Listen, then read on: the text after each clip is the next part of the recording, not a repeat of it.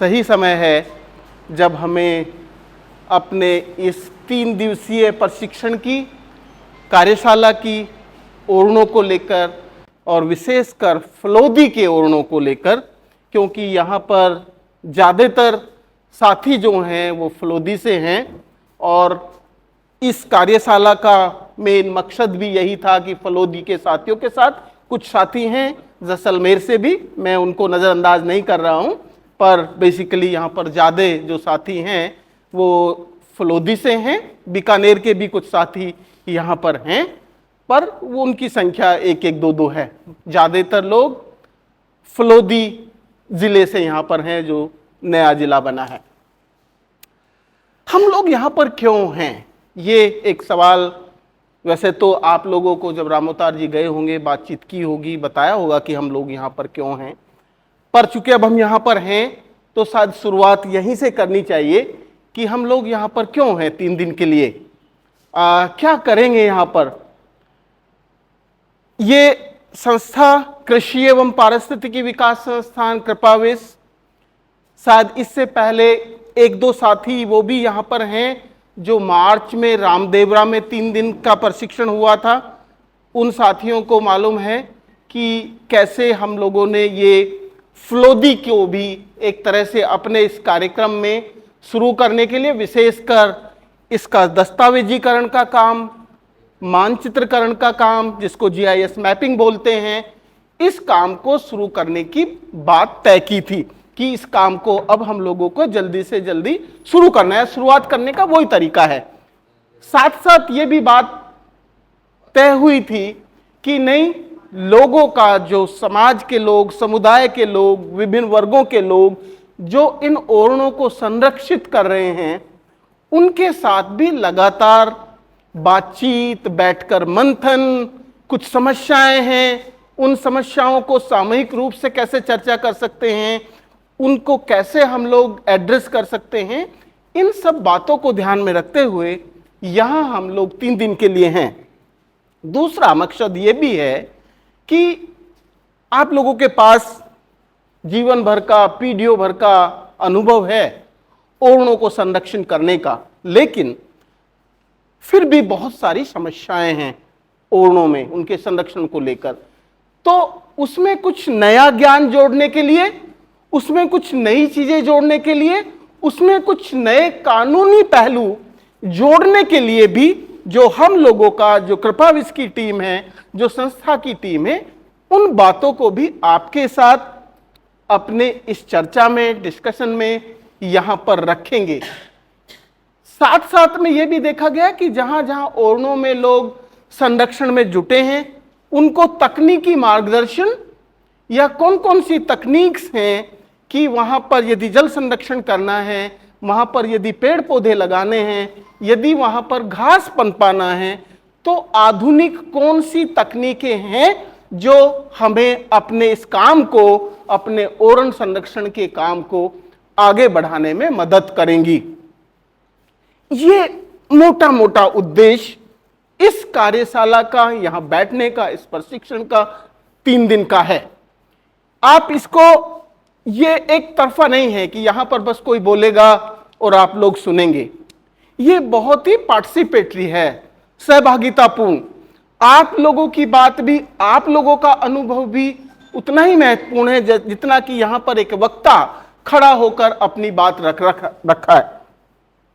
तो आप इसको अपनी कार्यशाला, अपनी जगह समझें। जब भी किसी के दिमाग में कोई सवाल है, आप यदि उस क्षण भी नहीं रख रहे हैं तो लिख लें। जैसे ही बातचीत खत्म हो तो आपको अपनी बात कहने का मौका, अपनी समस्या को कहने का मौका मिलेगा। आप लोगों के लिए एक्सक्लूसिवली एक सत्र भी रखा गया है आज 5 से 6 वाला, जिसमें केवल सब लोग, हम सब लोग आपके अपने अपने ओरण की समस्याएं संक्षेप में सुनेंगे। मनीष सर, एक बार एजेंडा की कॉपी भी लगा दो यहां पे। तो उसके लिए भी जगह, अभी मेरे आने से पहले कुछ, बल्कि मेरा अभी परिचय भी उनसे नहीं हुआ, उन्होंने 1-2 सवाल मेरे से रखे कि उनके ओरण में किस तरह से काफी सारा अतिक्रमण है, इस समस्या से कैसे छुटकारा पाएं। तो मैंने उनको यही कहा कि इस संदर्भ में भी कुछ कानूनी जानकारियां हैं कुछ कानूनी पहलू हैं जिनके लिए पूरा एक सत्र, हमने एक या दो तीन सत्र में कुछ कुछ बातें आएंगी, लेकिन एक सत्र पूरा रखा गया है कि कैसे इस तरह की समस्याओं को, जहां पर इस तरह के अतिक्रमण है, और अतिक्रमण कई तरह के हो सकते हैं, चाहे वो अतिक्रमण समुदाय ने, किसी व्यक्ति ने किया हो, चाहे वो किसी बाहर की कंपनी ने किया हो, चाहे वो किसी प्लांट लगाने में किया हो, चाहे वो माइनिंग करने से हुआ हो, अतिक्रमण के बहुत सारे प्रकार हो सकते हैं।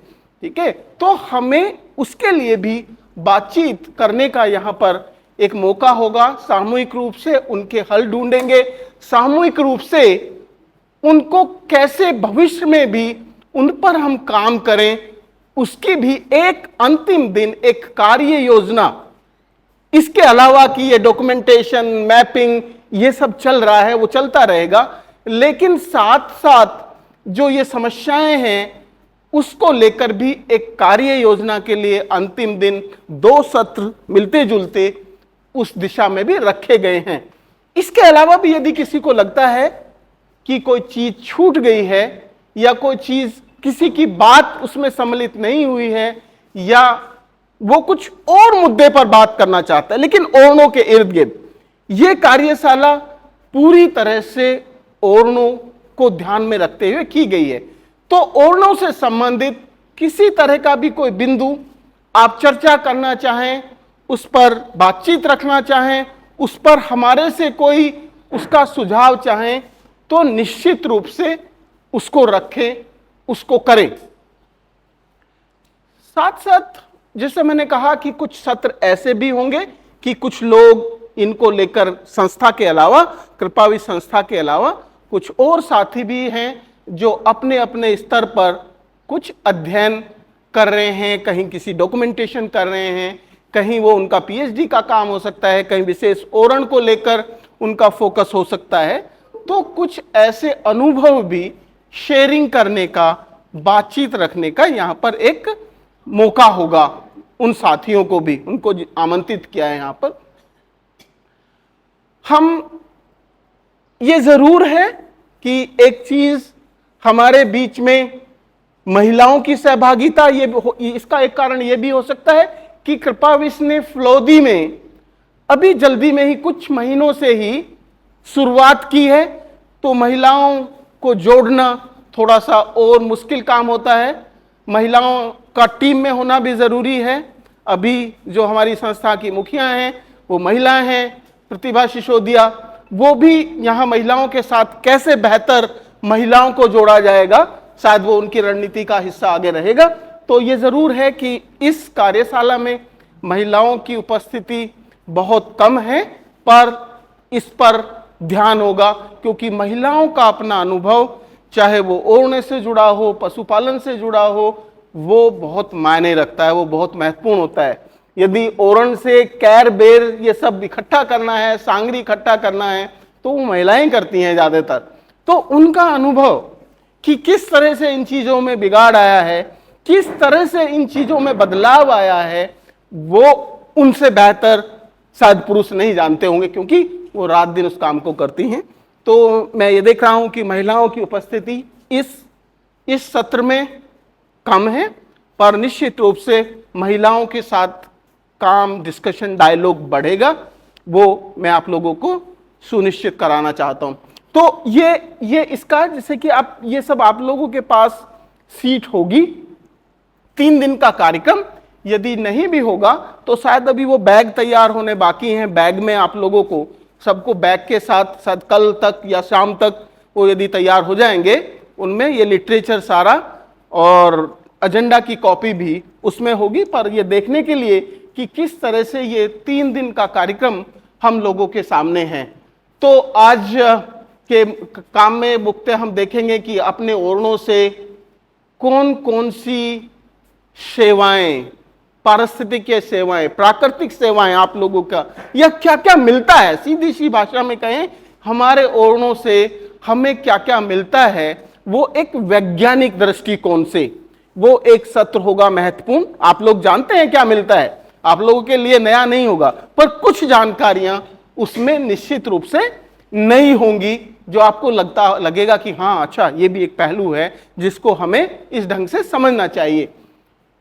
एक सत्र फिर ऐसा भी होगा, सद केवीके के एक साथी जो केवीके काफी सारे मुद्दों पे काम करता है, खेती, वानिकी, इन सब पर भी, तो केवीके के भी एक अधिकारी जो यहाँ के हैं वो आमंत्रित हैं, शायद वो आएंगे उस सत्र में, तो वो भी थोड़ा बताएंगे कि केवीके के जो काम है उसके अलावा खेती और ओरणों का अंतर संबंध क्या है, कैसे खेती और ओरण एक दूसरे के पूरक हैं, केवल अंदर संबंध नहीं, कई मायनों में एक दूसरे के पूरक हैं।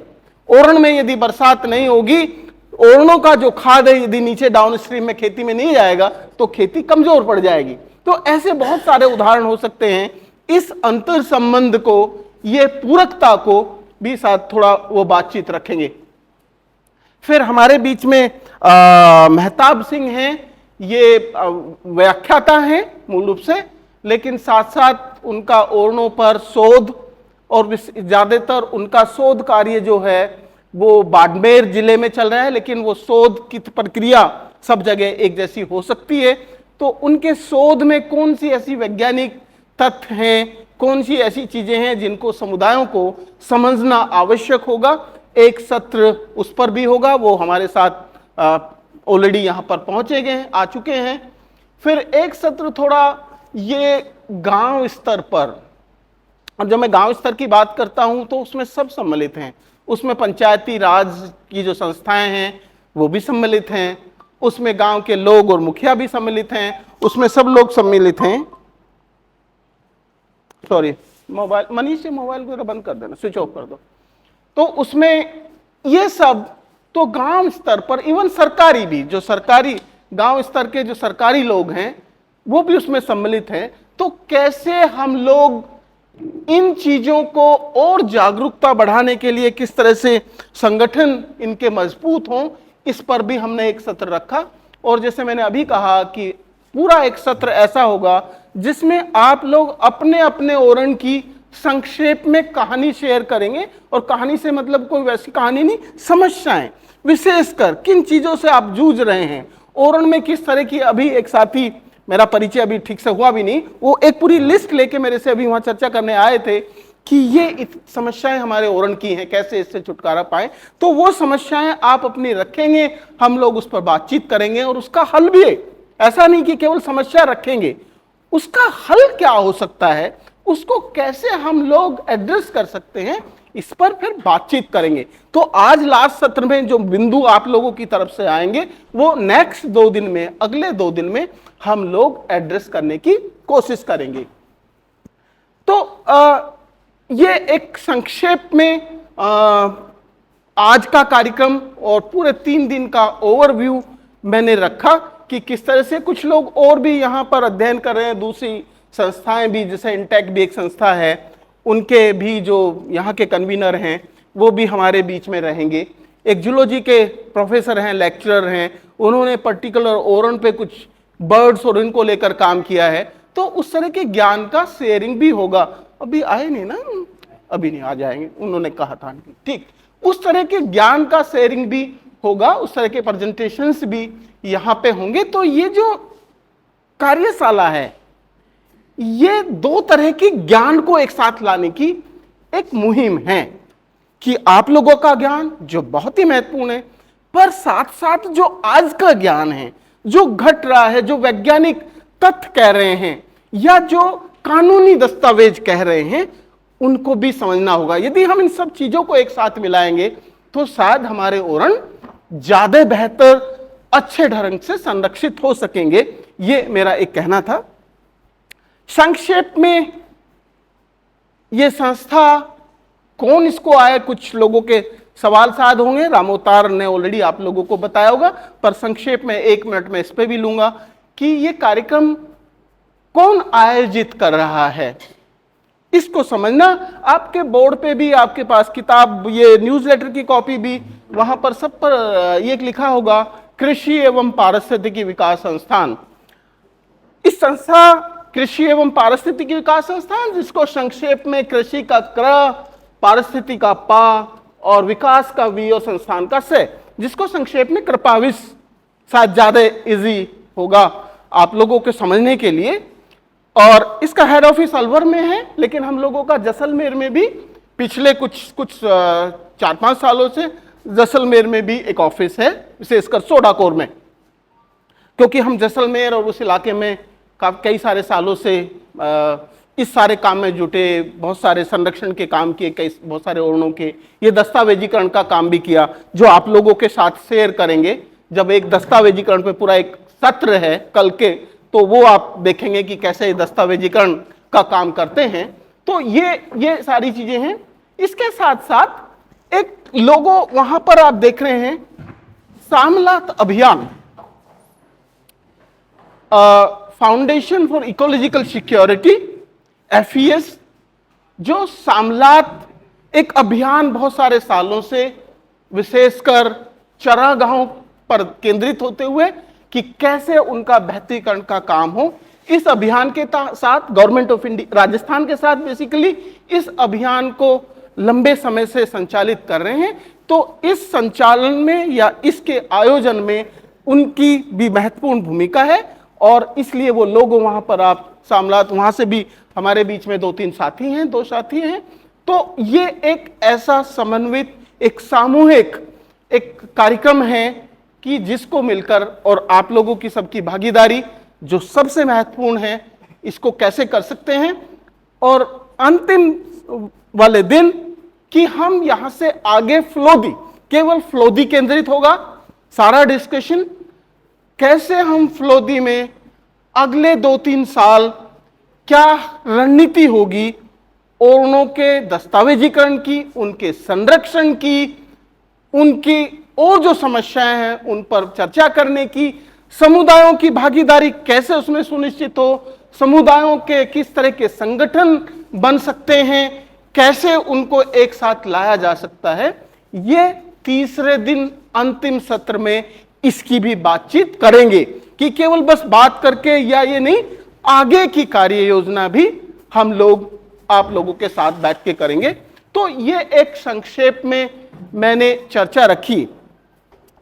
एक ओरण देवबनी परिचय ये आप लोगों को बताने की जरूरत नहीं है कि ओरण क्या होते हैं, आप मेरे से भी ज्यादा बेहतर जानते हैं। कहने को तो मैं पिछले 3 दशक से, और ये संस्था कृपाविश 3 दशक से इन ओरणों के संरक्षण, इनके दस्तावेजीकरण, इनके कानूनी पहलुओं, इन सारों पर अक्रॉस राजस्थान, पूरे राजस्थान में अलग अलग क्षेत्रों में एक्टिवली काम कर रही है। पर मैं आप लोगों को कोई ओरण की परिभाषा यहां दूं तो वो शायद नया नहीं होगा आप लोगों के लिए। तो ओरण क्या है, ओरण का सामाजिक और सांस्कृतिक महत्व क्या है, आप लोग बेहतर जानते हैं, मेरे से ज्यादा अच्छे जानते हैं। पर फिर भी मैं संक्षेप में कुछ 2-4 बातें रखूंगा और फिर हम अगले सत्र में बढ़ जाएंगे, क्योंकि हमें टाइम को भी ध्यान रखना है और उस टाइम के अंतर्गत सारी चीजें जो यहाँ 3 दिन का कार्यक्रम है उसको भी पूरा करना है। असलियत में ये ओरण, हमारे जो लोक देवता होते हैं ना, वो एक धुरी है। उनके इर्द गिर्द इनका सारा संरचना, ताना बाना, उनका बनना उनके इर्द गिर्द होता है। रामदेवरा बाबा हैं, बहुत बड़ी ओरण है, लगभग कुछ 18,000 हेक्टेयर के आसपास। तो केंद्र बिंदु में कौन है? रामदेव जी। रामदेव जो एक लोक देवता, इस क्षेत्र के एक लोक देवता हैं, वो केंद्र बिंदु में हैं। तो एक ऐसा सांस्कृतिक, जिसको धार्मिक भी कह सकते हैं, पर मैं उसको सांस्कृतिक शब्द ज्यादा इस्तेमाल करता हूं, कि वो हमारी संस्कृति, जो हमारे लोक देवता और जो हमारे प्राकृतिक संसाधन, इनको एक साथ जोड़ने का प्रयास, कौन कौन से? हमारे प्राकृतिक संसाधन गांव के, हमारे लोक देवता, हमारी वहां की संस्कृति, इन सबको एक साथ मिलाकर जो देखने की पद्धति है उसको हम ओरण बोलते हैं। और आप लोग शायद वही है, वहां पर प्राकृतिक संसाधन की बात करेंगे ओरणों में, तो वहां पर जल भी है, वहां पर जड़ी बूटी भी है। सदियों से ओरणों में, देवबनियों में लोग जड़ी बूटियों का उपयोग करते आए हैं। वहां पर ऐसी प्रजातियां भी हैं पेड़ों की, घासों की, जो दूसरी जगह बाहर नहीं मिल सकती। तो एक संरक्षण का, प्राकृतिक संरक्षण का एक बहुत बड़ा पहलू है। तो ये प्राकृतिक संसाधनों को संरक्षित करने की एक परंपरा है।